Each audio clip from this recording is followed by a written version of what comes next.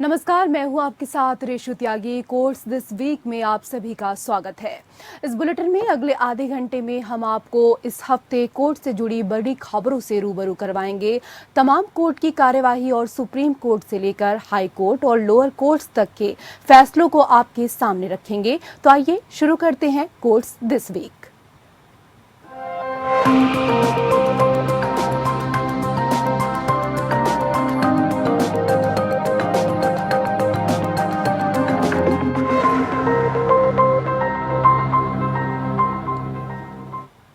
राजनीतिक दलों के मुफ्त चुनावी वादों पर सुप्रीम कोर्ट ने अहम टिप्पणी की है। कोर्ट ने कहा है कि राजनीतिक दलों को लोगों से वादा करने से नहीं रोका जा सकता। सवाल इस बात का है कि सरकारी धन का किस तरीके से इस्तेमाल किया जाए। सुप्रीम कोर्ट ने इस मामले की सुनवाई सोमवार तक के लिए स्थगित की है। कोर्ट ने कहा है कि सभी पक्ष इस मामले में कमेटी के गठन पर शनिवार तक अपने सुझाव दें। दरअसल सुप्रीम कोर्ट में याचिका दायर कर चुनाव में मुफ्त की योजनाओं की घोषणा पर रोक की मांग की गई थी। इस पर सुनवाई हुई।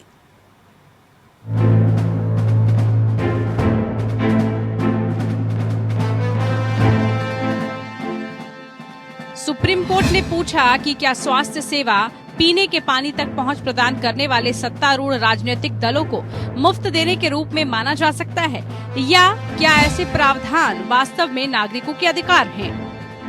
चीफ जस्टिस एनवी रमन्ना की अगुवाई वाली बेंच ने बुधवार को कहा कि अदालत राजनीतिक दलों को मुफ्त में चीजें देने की स्कीमों का ऐलान करने से नहीं रोक सकती।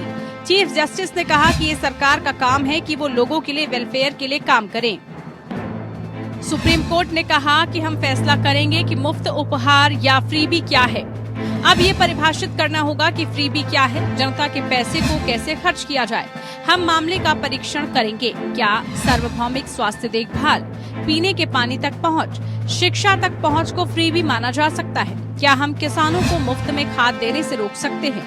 मुफ्त शिक्षा, सार्वभौमिक शिक्षा का वादा, चिंता सार्वजनिक धन खर्च करने का सही तरीका है। इस मामले की अगली सुनवाई सोमवार को होगी। इस मामले में आम आदमी पार्टी ने चुनावी भाषण और वादों को समीक्षा के दायरे से बाहर रखने की मांग की है। उन्होंने कहा कि चुनाव से पहले किए गए वादे, दावे और भाषण बोलने की आजादी के तहत आते हैं। उन पर रोक कैसे लगाई जा सकती है? और निर्वाचित उम्मीदवारों द्वारा दिए गए चुनावी भाषण भविष्य की सरकार की बजटीय योजनाओं के बारे में आधिकारिक बयान नहीं है और न ही हो सकते हैं। एक बार निर्वाचित सरकार बनती है तो ये उसका काम है। वो चुनाव के दौरान प्रस्तावित विभिन्न योजनाओं का जो वादे किए गए हैं उनको संशोधित करने, स्वीकार करे, अस्वीकार करे या बदल दे। लिहाजा विशेषज्ञ समिति को चुनाव प्रचार के दौरान किए गए वादों पर विचार करने से अलग रखा जाए। सरकार बनने के बाद की नीति पर ही विशेषज्ञ विचार करें, क्योंकि सरकार ही किसी नीति, वायदे और परियोजना को स्वीकार या अस्वीकार कर सकती है। मध्य प्रदेश कांग्रेस की नेता जया ठाकुर ने सुप्रीम कोर्ट में अर्जी दाखिल की है। याचिका में कहा गया है कि सत्तारूढ़ दल सब्सिडी प्रदान करने के लिए बाध्य है। याचिका में कहा गया है कि कमजोर वर्गों के उत्थान के लिए योजनाओं को फ्रीबीज नहीं कहा जा सकता। जया ठाकुर ने बीजेपी नेता और वकील अश्विनी कुमार उपाध्याय की याचिका का विरोध किया। जया ठाकुर ने खुद को मामले में पक्षकार बनाने की मांग की है। Bureau report. और उधर सुप्रीम कोर्ट ने तलाक़े हसन को लेकर दाखिल एक याचिका पर सुनवाई के दौरान अहम टिप्पणी की है। कोर्ट ने कहा कि इस मामले को देखकर प्रथम दृष्टया ये लगता है कि यह अनुचित नहीं है। कोर्ट ने कहा कि इसमें महिलाओं के पास भी खुला का विकल्प मौजूद है। सुप्रीम कोर्ट ने मामले की सुनवाई 29 अगस्त तक के लिए स्थगित कर दी है। इस मामले की सुनवाई जस्टिस संजय कौल की कोर्ट में हो रही है। जस्टिस संजय किशन कौल ने यह भी कहा कि मैं नहीं चाहता कि ये मुद्दा किसी और वजह से एजेंडा बने।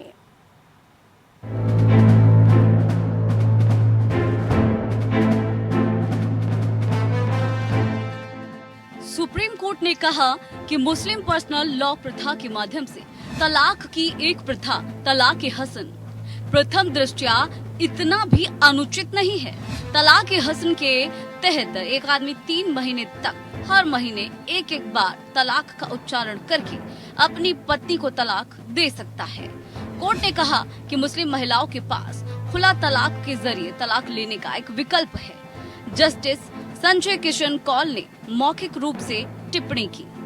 प्रथम दृष्टया ये तलाक हसन इतना अनुचित नहीं है। महिलाओं के पास भी एक विकल्प है। खुला तलाक के जरिए तलाक लिया जा सकता है। प्रथम दृष्टया में याचिकाकर्ताओं से सहमत नहीं हूँ। मैं नहीं चाहता हूँ कि ये किसी अन्य कारण से एजेंडा बने। Justice SK. कौल और जस्टिस एम.एम. सुंदर की पीठ एक मुस्लिम महिला के द्वारा तलाक हसन के जरिए तलाक की संवैधानिकता को चुनौती देने वाली एक रिट याचिका पर सुनवाई कर रही थी, जिसमें कहा गया था कि ये महिलाओं के खिलाफ भेदभावपूर्ण है। सुनवाई के दौरान याचिकाकर्ता की ओर से पेश सीनियर एडवोकेट पिंकी आनंद ने कहा कि सुप्रीम कोर्ट ने 3 तलाक को असंवैधानिक घोषित किया है, लेकिन तलाक हसन के मुद्दे को अनसुलझा छोड़ दिया है। पीठ ने याचिकाकर्ता की ओर इशारा किया और सुप्रीम कोर्ट ने कई मामलों में शादी के टूटने के आधार पर तलाक दे दिया है और पूछा है कि क्या वो मेहर लेने के बाद उस विकल्प का पता लगाने के लिए तैयार होंगी। जस्टिस कौल ने पूछा, ये ट्रिपल तलाक नहीं है, आपके पास खुला तलाक के जरिए तलाक का विकल्प है। अगर 2 लोग एक साथ नहीं रह सकते हैं तो हम शादी के टूटने पर तलाक दे रहे हैं। अदालत के हस्तक्षेप के बिना भी आप आपसी सहमति से तलाक दे सकते हैं, बस मेहर का ध्यान रखना होगा। मुबारक जो सहमति से अनुमेय है। क्या आप उपयुक्त मेहर के विषय पर सहमति से जाने के लिए तैयार हैं? याचिकाकर्ता के वकील के द्वारा निर्देश प्राप्त करने के लिए समय मांगे जाने पर पीठ ने मामले को 29 अगस्त तक के लिए स्थगित किया। पत्रकार बेनजीर हीना ने advocate on record Ashwani Kumar Dubey के माध्यम से जनहित याचिका दायर की थी। याचिकाकर्ता ने आरोप लगाया कि उसके पति ने उसे 19 अप्रैल को स्पीड पोस्ट के जरिए तलाक की पहली किश्त भेजी है। याचिकाकर्ता के वकील ने कहा कि उसे बाद के महीनों में दूसरा और तीसरा नोटिस मिला। याचिकाकर्ता का तर्क है कि प्रथा भेदभावपूर्ण है क्योंकि केवल पुरुष ही इसका प्रयोग करते हैं। याचिकाकर्ता ये घोषणा चाहते हैं कि प्रथा असंवैधानिक करार दी जाए क्योंकि ये मनमानी और संविधान के अनुच्छेद 14, 15, 21 और 25 का उल्लंघन करती है। याचिकाकर्ता के अनुसार ये इस्लामी आस्था की कोई अनिवार्य प्रैक्टिस नहीं है। Bureau report.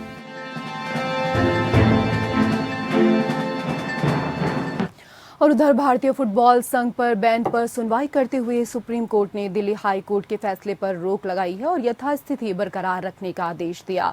फिलहाल प्रशासकों की समिति IOA का कामकाज नहीं संभालेगी। सुनवाई के दौरान सोलिसिटर जनरल ने कहा है कि आदेश का देश पर नकारात्मक असर पड़ सकता है। अगली सुनवाई सोमवार को है।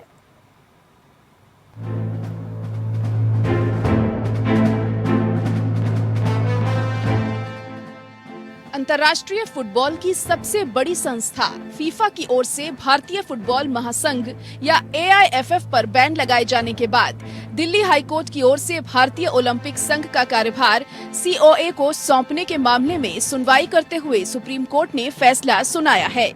सुप्रीम कोर्ट ने दिल्ली हाईकोर्ट के फैसले पर रोक लगाते हुए यथास्थिति बरकरार रखने का आदेश दिया है। पीठ ने यथास्थिति का आदेश पारित किया और मामले को अगले सोमवार को सूचीबद्ध किया। सॉलिसिटर जनरल तुषार मेहता ने दलील दी थी कि अंतर्राष्ट्रीय ओलंपिक समिति भारतीय संघ को निलंबित कर सकती है, जैसे कि हाल में अखिल भारतीय फुटबॉल महासंघ के मामले में हुआ था।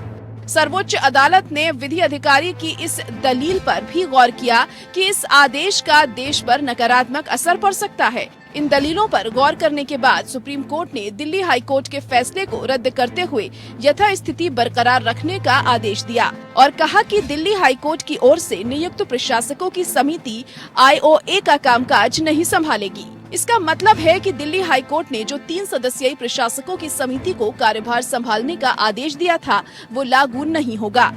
सुप्रीम कोर्ट के इस फैसले से न सिर्फ भारतीय ओलंपिक संघ या IOA को राहत मिली है, बल्कि अक्टूबर में भारत की मेजबानी में खेले जाने वाले अंडर 17 महिला विश्व कप की मेजबानी पर मंडरा रहा संकट भी टलता नजर आ रहा है।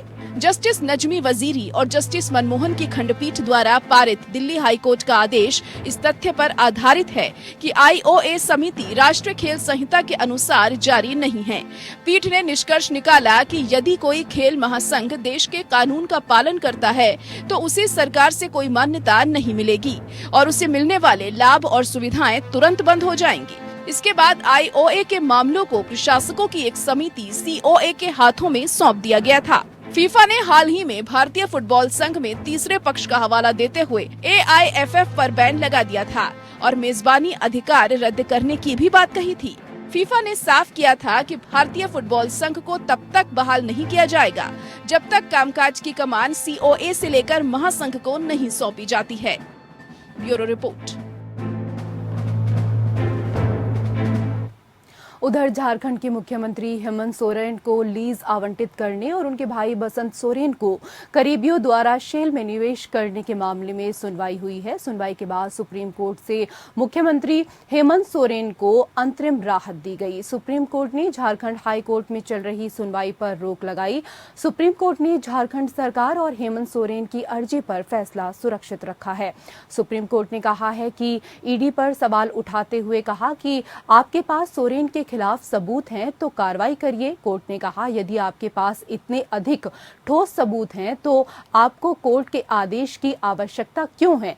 आप याचिकाकर्ता के कंधे पर बंदूक रखकर क्यों चला रहे हैं? कोर्ट ने कहा याचिकाकर्ता या ईडी द्वारा सोरेन के खिलाफ पहली नजर में केस स्थापित नहीं कर पाए। दरअसल झारखंड सरकार और हेमंत सोरेन ने हाईकोर्ट के उस फैसले को सुप्रीम कोर्ट में चुनौती दी थी जिसमें हाईकोर्ट ने हेमंत सोरेन के खिलाफ खनन पट्टा के मामले में दाखिल जनहित याचिका को सुनवाई योग्य माना था। पिछली सुनवाई में कोर्ट ने दोनों जनहित याचिका से जुड़े सभी दस्तावेज कोर्ट में पेश करने का निर्देश दिया था। साथ ही याचिका दाखिल किए जाने से पहले संबंधित विभाग में की जाने वाली शिकायत की प्रति भी पेश करने को कहा है। इसके अलावा ईडी से भी केस से संबंधित दस्तावेज कोर्ट में पेश करने का निर्देश दिया था।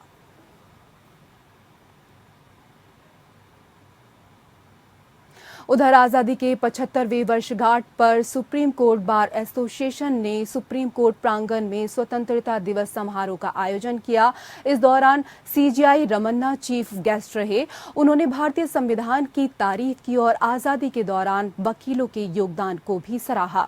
वहीं SCBA के उपाध्यक्ष प्रदीप राय ने कहा कि जज बुनियादी हकों के रक्षक हैं।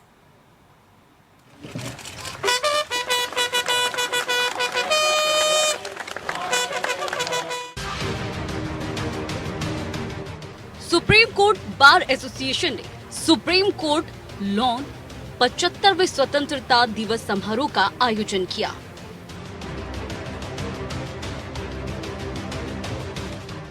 इसमें बतौर मुख्य अतिथि प्रधान न्यायाधीश NV रमन्ना ने शिरकत की। गेस्ट ऑफ ऑनर रहे न्याय मंत्री किरण रिजिजू। SCBA के उपाध्यक्ष प्रदीप राय ने अपने स्वागत संबोधन में कहा कि हमारे जज बेहद ही मेहनती हैं और बुनियादी हकों के रक्षक हैं। आज हमारी न्यायपालिका एकदम स्वतंत्र है। ये भारतीय गणतंत्र की मजबूती और गरिमा का प्रतीक है।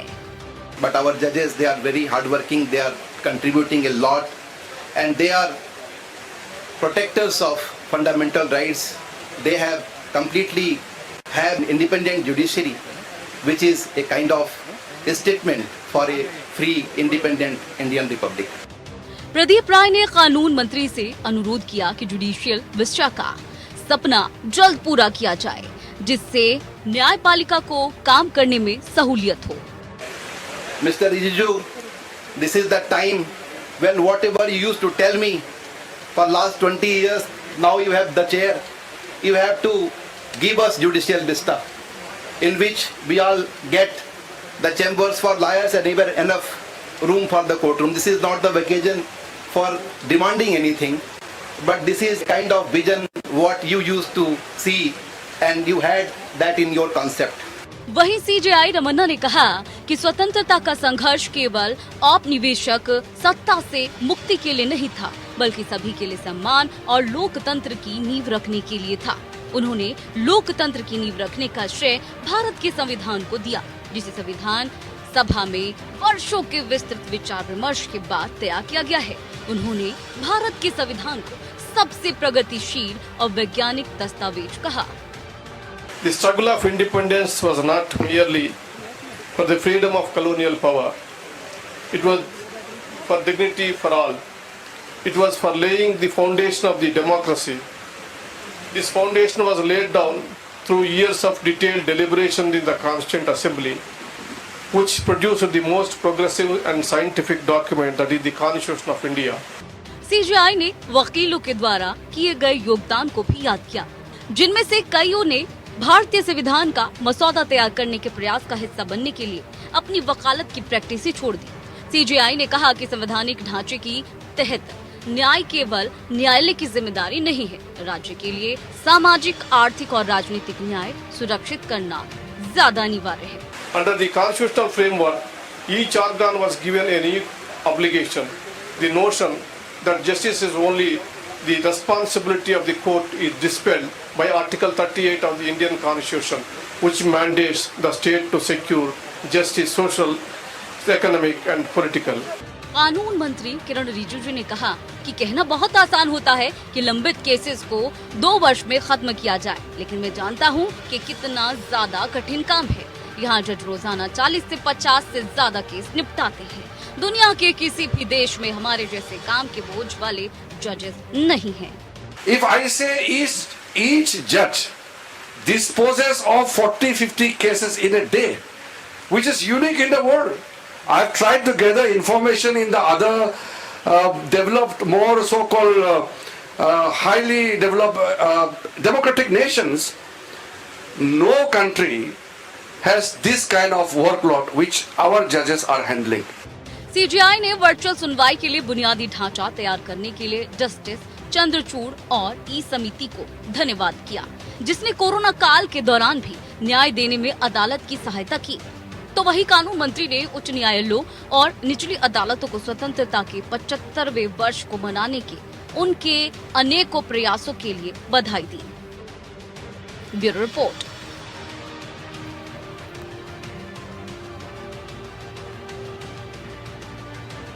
सुप्रीम कोर्ट ने मौत की सजा के मामले में सुनवाई के दौरान परिस्थितियों को मद्देनजर रखने पर दिशा निर्देश तैयार करने के संबंध में अपना आदेश सुरक्षित रख लिया है। जस्टिस उदय उमेश ललित, एस रविंद्र भट्ट और सुधांशु धुलिया की बेंच ने कहा है कि वह या तो इस मुद्दे को एक बड़ी बेंच के पास भेजेगी या खुद दिशा निर्देश तैयार करेगी, जो सुप्रीम कोर्ट के कुछ पुराने फैसलों को पलट सकता है।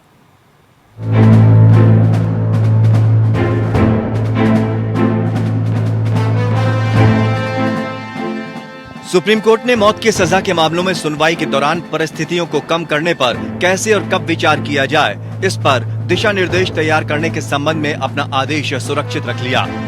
जस्टिस उदय उमेश ललित, एस रविंद्र भट्ट और सुधांशु धुलिया की बेंच ने कहा कि वो या तो इस मुद्दे को एक बड़ी बेंच के पास भेजेगी या खुद दिशा निर्देश तैयार करेगी, जो सुप्रीम कोर्ट के कुछ पुराने फैसलों को पलट सकता है।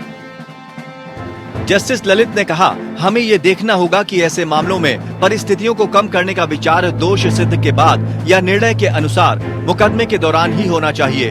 मामलों को स्थगित करना पड़ सकता है ताकि सजा को उसका नियत समय दिया जा सके। हम उस अवस्था में कहाँ फिट होते हैं, चीजों की फिटनेस में मुझे लगता है कि सभी अभियोजन साक्ष्य प्रस्तुत किए जाने के बाद ऐसा होना चाहिए या हमें इसे बड़ी बेंच को भेजना होगा। शीर्ष अदालत इस बात की जांच करने के लिए एक स्वतः संज्ञान मामले की सुनवाई कर रही थी कि कैसे मौत की सजा से निपटने वाली निचली अदालतें आरोपी और अपराध के बारे में व्यापक विश्लेषण प्राप्त कर सकती हैं, विशेष रूप से कम करने वाली परिस्थितियों, ताकि ये तय कर सकें कि मौत की सजा को लागू करने की आवश्यकता है या नहीं।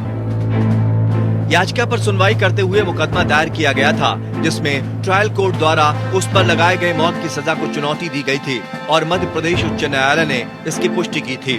परिवीक्षा अधिकारी इस कार्य को करता है, लेकिन कई बार परिवीक्षा अधिकारी द्वारा विश्लेषण और रिपोर्ट में अभियुक्त के पूर्ण प्रोफाइल पर विचार नहीं किया जाता है और ये साक्षात्कार पर निर्भर हो सकता है, जो परिवीक्षा अधिकारी ने परीक्षण के अंत में लगभग किया होगा। इन पहलुओं पर विचार करने के लिए कोर्ट ने नेशनल लॉ यूनिवर्सिटी दिल्ली के मृत्युदंड विरोधी निकाय प्रोजेक्ट 39A द्वारा दायर एक आवेदन को अलग रिट याचिका में बदल दिया था। इस मामले में अटॉर्नी जनरल के वेणुगोपाल और राष्ट्रीय कानून सेवा प्राधिकरण और NALSA के सदस्य सचिव को भी नोटिस जारी किया था। इसके अलावा इसने मामले में एमिकस क्यूरी के रूप में एडवोकेट के परमेश्वर की सहायता से वरिष्ठ अधिवक्ता सिद्धार्थ दवे को नियुक्त किया था। सुनवाई के दौरान अटॉर्नी जनरल के वेणुगोपाल की ओर से पेश हुए वकील ने सवाल उठाया कि कैसे हर दोषी वकीलों को कमजोर करने वाली परिस्थितियों के अपने मामले को पेश करने का खर्च नहीं उठा सकता है। एमिकस क्यूरी सिद्धार्थ दवे ने कहा कि इस मामले पर एक बड़ी बेंच को विचार करना होगा। Bureau report. उधर चिकित्सा प्रतिनिधियों के एक निकाय ने सुप्रीम कोर्ट को बताया कि केंद्रीय प्रत्यक्ष कर बोर्ड ने डोलो 650 टैबलेट 50 के निर्माताओं पर डॉक्टरों को 1000 करोड़ की मुफ्त दवाएं बांटने का आरोप लगाया है। Federation of medical and sales representative association of India की तरफ से पेश हुए वरिष्ठ अधिवक्ता संजय पारिक ने कहा कि डोलो ने मरीजों को अपनी बुखार रोधी दवा देने के लिए 1000 करोड़ रुपए का निवेश किया था। न्यायमूर्ति DY चंद्रचूड़ जो पीठ का नेतृत्व कर रहे थे, जिसमें न्यायमूर्ति AS बोपन्ना भी शामिल थे, ने कहा कि यह एक गंभीर मुद्दा है और यहां तक कि उन्हें भी कोविड के दौरान ऐसा ही निर्धारित किया गया था। अतिरिक्त सॉलिसिटर जनरल KM नटराज द्वारा प्रतिनिधित्व की गई केंद्र सरकार को 10 दिनों के भीतर जवाब दाखिल करने का निर्देश दिया गया था। अदालत एक जनहित याचिका पर सुनवाई कर रही थी, जिसमें दवा कंपनियों को डॉक्टरों को उनकी दवाओं को निर्धारित करने के लिए प्रोत्साहन के रूप में मुफ्त देने के लिए उत्तरदायी बनाने का निर्देश देने की मांग की गई थी। Federation of medical and sales representative association of India की याचिका में uniform code of pharmaceutical marketing practices UCPMP को वैधानिक समर्थन देने का निर्देश देने की मांग की गई है। अधिवक्ता अपर्णा भट्ट के माध्यम से दायर जनहित याचिका में कहा गया है कि स्वास्थ्य का अधिकार जीवन के अधिकार का एक हिस्सा है और नैतिक विपणन प्रथाओं का पालन करने वाली दवा कंपनी इसके लिए आवश्यक है।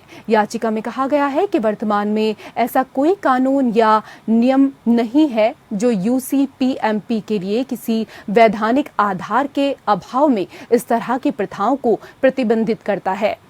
अंतरिम में यह प्रार्थना की गई कि शीर्ष अदालत स्वयं इस तरह के दिशा निर्देश जारी करें या UCPMP को बाध्यकारी बनाएं।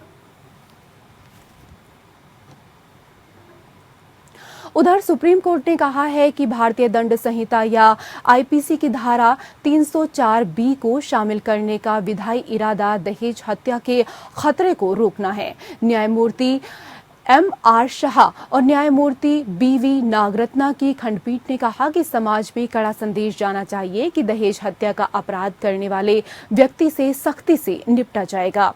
धारा 304B के तहत अपराध दहेज हत्या का अपराध समाज के खिलाफ अपराध है।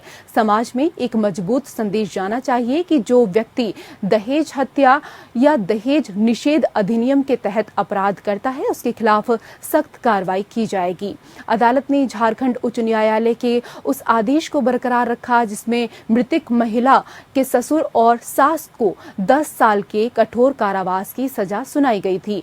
अपीलकर्ता आरोपी ने ये कहते हुए शीर्ष अदालत का रुख किया था कि उनकी अधिक उम्र को देखते हुए उनको कम सजा दी जा सकती है। हालांकि कोर्ट ने कहा कि मृतक महिला की शादी के 1 साल के भीतर ही मौत हो गई थी और दहेज की मांग को अभियोजन पक्ष ने साबित कर दिया था। आरोपी ने झूठे मामले या सिद्धांत के साथ सामने आया कि मृतक की मृत्यु डायरिया के कारण हुई थी, जो कि स्थापित और बचाव पक्ष द्वारा साबित नहीं किया गया है।